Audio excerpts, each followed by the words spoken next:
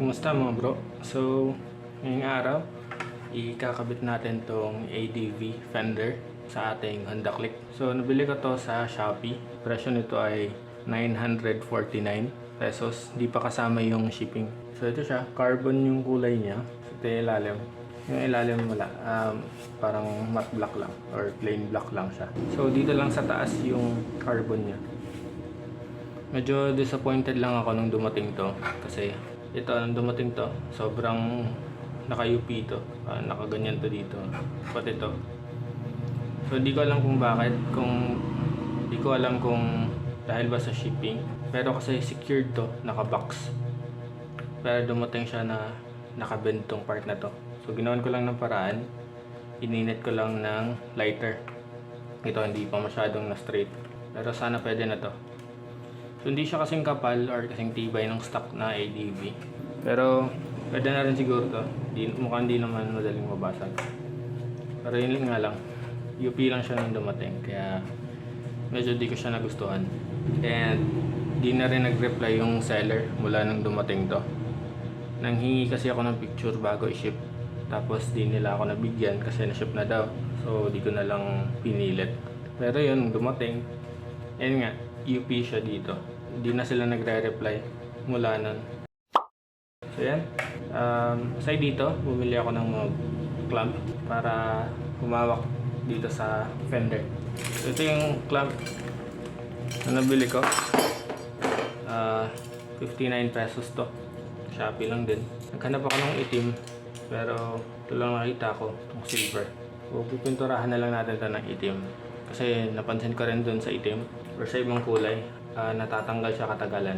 So, ako na lang yung magpipintura nito ng itim. At least makakapili pa ako kung anong type or anong brand ng pintura yung mga gamit natin. So, may kasama siyang bolt tsaka nut, tig-iisa. Dito yun papasok. So, puputulin natin itong part na to. Ito yung lalagay natin sa clamp dun sa baba. Ito yung hahawak sa babang part ng fender. So, mamaya putulin natin. So ito yung pangalawang nabili natin. Ito yung gagamitin natin yung clamp sa baba. So ano lang to? 68 ata. 68 pesos. So magkasama to. Ganyan. So mayroon lang siya 4 na bolt na papasok din dito. So yan. Ito naman yung additional na binili natin. So bumili tayo ng washer. 10 pieces na washer. 8 lang dapat pero ginawa ko ng 10. Kasi may paglalagyan din ako ng extra na 2. 10 washer. Tapos nag-add ako ng 4 na bolt. Tsaka 4 na nut. Ito yung ilalagay natin dito. Yung putol na peraso nito, itong part na to. Dito kasi yung papasok. Parang ganyan. So, bumili ako ng extra na bolt. Para dito. Dito yan siya. Tapos yung isang piraso dito naman sa kabila. Ito yung sa fender. Ayan, may nut. So ito lang naman lahat yung kakailanganin natin. Tapos tools na agad. So yan, labas tayo, dun tayo sa motor. So una natin gagawin, tatanggalin muna natin yung gulong. So ipapangpigil nyo dito sa kabila itong 14 dito. Tapos dito naman 19mm. Ayan. So 19 to, again, 19 to, itong gamit kong sakad. Tapos dito sa kabila 14.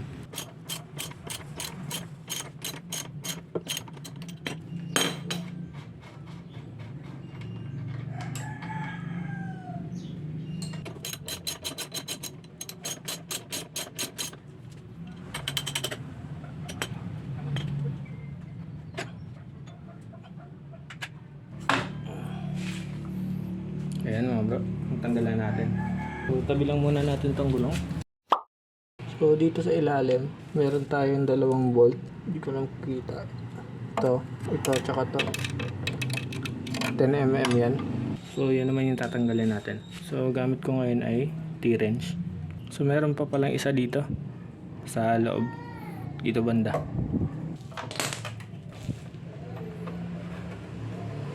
Ayan, so natanggalan natin. So ito yung isa sa mga rason kung bakit ginusto ko magpalit. Ito. Kasi itong MDL natin. Ayan yung mini driving light natin na to. Bumababa kasi. So ayan, kada liko ko ito yung nangyayari. So ayan, naisipan ko magpalit na lang talaga. Kasi mas aside sa trip ko talaga yung low fender yun, ito. So yung mga bolt na tinanggal natin, babalik ko na lang, lalagay ko na lang dito. So babalik na lang natin para di mawala. Tsaka di siya pangit tignan na parang may space na walang nakalagay. So ito pa yung isang problema natin mga bro. Kailangan pala natin magpalit na ng inner tube. Kasi napagawa ko na to, pinalitan lang ng oil seal. Ganun pa rin. So yan, inner tube na yung kailangan natin palitan. Pasensya na medyo, hindi pala medyo, talagang madumi. Testa lang natin ng ganyan. So ito mga bro, dito yan papasok. Pasok na natin to dito. Ayan. So dito yan siya. Tapos dito rin sa kabila. Lagyan natin.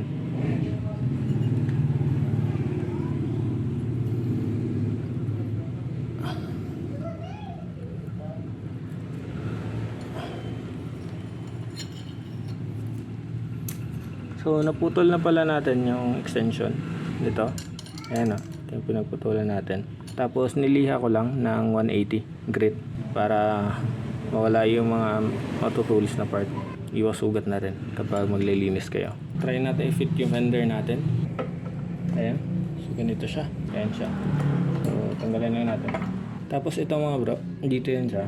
Yung nilalagay. So ayan siya mga bro. So ito siya. So advice ko, isagad nyo dito sa umbok na to. So naman natin yung kabila. So kung gusto nyo babaan naman, babaan nyo lang konti. Huwag nyo isagad dito sa umbok. Titignan natin mamaya kung gusto ko ba yung setup ng ganito lang or bababaan ko rin yung akin. Ayoko kasing masyadong malayo siya sa gulong. Kaya tignan natin mamaya kung anong babagay. Sa ngayon, try muna natin to. So ayan siya. Huwag lang masyadong mahigpit mga bro. Huwag lang din masyadong maluwag. Tama lang na hindi siya bababa pag na-vibrate. Ayan. Siguro to. So ayan na siya. Lagay naman natin to. Dito yan sa labas So ganyan siya. Ayan siya mga bro. Ayan. Lagay natin to. Lagay natin pero wag na lang muna natin masyadong higpitan. So dito na tayo sa taas. Dito na tayo sa mahirap na part mga bro. So ayan siya. So kakabit ko lang to sa baba mga bro. Para guide niya. Para alam ko kung saan ilalagay sa taas. So medyo mataas pala no. So ngayon, ibababa naman natin to para mag-match sila. So ayan mga bro, may problema tayo. So yung nabili nating fender, tignan nyo, tumatama siya sa inner tube natin, pati dito. So ginawan ko na to ng paraan kanina. Wala talaga, tatama talaga siya. So ang kailangan natin gawin dito, babawasan natin tong part na to para iwas yung tama niya. So tanggalin ko muna to ulit. Yung parang initial lock niya, tapos bababayan kasi kukonect natin to. Bawasan ko muna yun, tapos balikan ko kayo. So ayun siya mga bro, nagawa natin ng paraan. Tinabasa natin, tapos dito rin sa kabila. Ito kailangan pa natin tabasan din dito kasi tumatama siya. Okay lang naman to, pero in the long run magva-vibrate kasi yan, baka madamage niya yung hose. Since tumigil na, bukas na lang natin gagawin to. Tabasan natin ulit yan. Tapos dito sa baba, nagawa na natin. Ito yung sura niya mula sa loob. Ito naman sa labas ganyan. So nilagyan ko lang ng washer dito isa, kasi masyado maliit tong screw na to or yung allen bolt na to para sa butas. So yan, lalagay ko lang yung gulong. Tignan natin, adjust natin. So nilagay ko yung axle dito para ma-center yung natin, dalawang fork natin. Check ko lang kung okay na sa akin yung placement ng gulong. So ayan mga bro, pangalawang araw na to. So di na natin natapos kagabi kasi madilim na. So nakabit naman natin na maayos, kaso need pa ng mga konting adjustments, lalo na dito. Hindi naman siya nasayad. Ayan.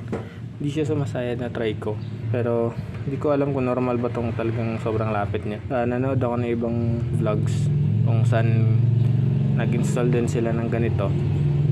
Mas malapad nga lang yung gulong nila, mas malaki. Pero ayun, mas nagigets ko kung malapit yun. Pero ito kasi stock lang naman to, stock size 90-80 yung size nitong gulong natin na stock. Pero masyado siya malapit, so di ko sure kapag nilakihan natin to, kasi yun yung plano natin. Magpapalit tayo ng gulong soon, baka sumayad na yun. So dapat ngayon pa lang magawa na natin ang paraan to na medyo malayo yung gap niya para kapag nagpalit tayo ng malaking gulong hindi na natin po problemahin to. Babaklasin muna natin ulit tong fender natin kasi gusto kong bawasan pa to, yung tumatama kapon gusto kong bawasan pa ng konti, tsaka ito bawasan din natin to ng konti para hindi tumama. So yan, tanggalin muna natin yung gulong. So ito na siya mga bro, tinabasan natin dito itong part na to para magkaroon ng space yung hose, yung brake hose. Tapos ito, tinabasan pa natin ulit dito tsaka dito sa kabila para siguradong hindi siya tatama sa inner tube. So ikabit muna natin to ulit and then tignan natin kung anong magagawa natin dun sa dito na part para hindi siya tumama sa gulong. Pero so far, kung titignan nyo, wala naman siyang mga lines or mga senyales na tumama to sa gulong. Sinubukan ko naman to kagabi and wala naman, okay lang siya. Di nga lang perfect yung pagkakabawas natin kasi cutter lang ginamit natin tapos liha. Niliha ko para makinis. In case tumama talaga siya sa inner tube, hindi siya magagasgas agad. So eto na siya mga bro, nahigpitan na natin. May washer, nilagyan natin ng washer dito. Tapos dito rin. So ito naman siya sa ilalim. So ito yung tinabasan natin mga bro. So okay na, medyo malayo na yung gap niya mula sa inner tube pati na rin dito. Tapos dito sa loob, nilagyan natin ng washer dito tsaka dito sa taas. Tapos hinigpitan na natin to. So nahigpitan na natin lahat. Ang kulang na lang is yung gulong. Tapos tignan natin kung sasayad siya. Balik ko lang muna yung gulong tapos pakita ko sa inyo. So ito na siya mga bro. Wala namang sayad. Okay lang. Huwag nyo lang masyado muna higpitan dito. Itong part na to. Tsaka nyo na lang to higpitan kapag nakabit nyo na yung gulong. Kasi kapag nakahigpit to na yung wala pa to, sasayad siya dito. So tsaka na lang kayo mag-adjust dito kapag meron na yung gulong. And yan. Ito naman sa kabila. Okay lang naman sa kabila. Ganun din. So ito na siya. Naka center stand. Wala pa rin namang sayad. Dito naman sa gitna, pantay naman.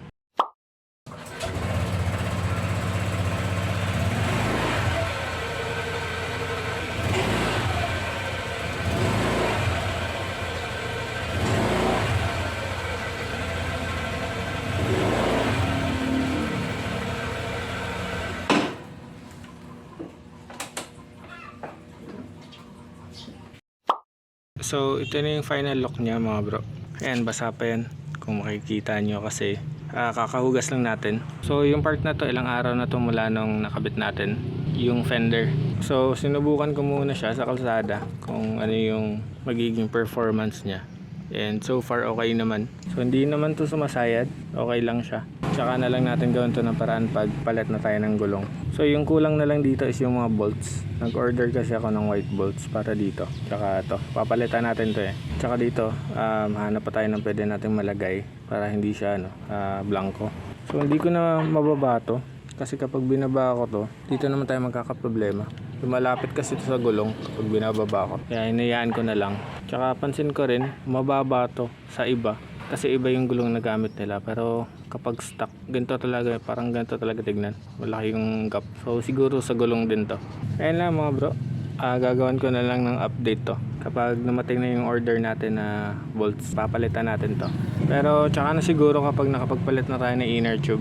Tsaka natin ilagay yung mga bolts. Yan, lahat ng Shopee link nasa description lang. Fender clamp. Yung washer lang talaga yung wala. Kasi dito ka lang naman nabili.